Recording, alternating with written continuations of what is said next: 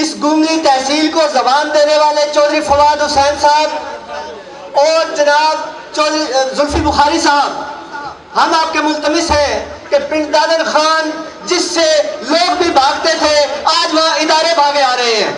پنڈ دادر خان کی ترقی اداروں سے ہے، اور میں حیران ہوں کہ جو 35 سال سے پنڈ دادر خان کسی ایک چھوٹے سے دفتر کے لیے، کسی ایک چھوٹی سی چیز کے لیے ترس رہا تھا، آج چودھری فواد حسین صاحب کی وجہ سے پنڈ دادر خان میں 2 ادارے وہ ہو گئے جنہوں نے آپ کے لیے سفر کی صعوبتوں کو ختم کر دیا۔ ہم جناب چودھری فواد حسین صاحب سے یہی امید رکھتے تھے، ان کے وعدے جو تکمیل کی طرف گامزن ہے۔ تنقید کرنے والے یہ دیکھیں کہ پنڈ دادر خان میں ادارے بھاگے آ رہے ہیں، اور وہ لے کر کون آ رہا ہے؟ وہ آ رہا ہے جس نے گونگے جیلم کو اسمبلی میں زبان دی، جس نے گونگے جیلم کو دنیا میں پہچان دی، جس نے گونگے جیلم کی آواز بنی، جو دردوں کا مرہم بنا، جو تکلیفوں کا مداوا بنا۔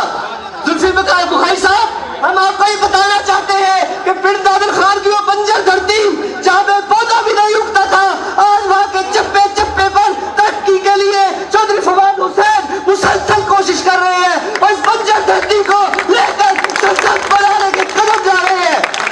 چاہے محکمہ زراعت ہو، چاہے شجرکاری ہو، چاہے کوئی اور ترقی کام ہو، پنڈ دادر خان کو اس کا حصہ مل رہا ہے، اور اس کو حصہ لے کر دینے والا وہ محسن جیلم چودھری فواد ہے، جس نے اپنے دن رات پنڈ دادر خان کے عوام کے لیے وقف کیے۔ ہم امید کرتے ہیں کہ پنڈ دادر خان کے لوگ بھی وہی وفا دہرائیں گے جو وفا چودھری فواد آپ کے ساتھ کر رہے ہیں۔ ہم امید کرتے ہیں کہ آپ کی زبان میں وہی ادارے ہوں گے جو چودھری فواد آپ کے لیے محنت مشقت جو فشانی سے کر رہے ہیں۔ میں آپ لوگوں کا ملتمس ہوں۔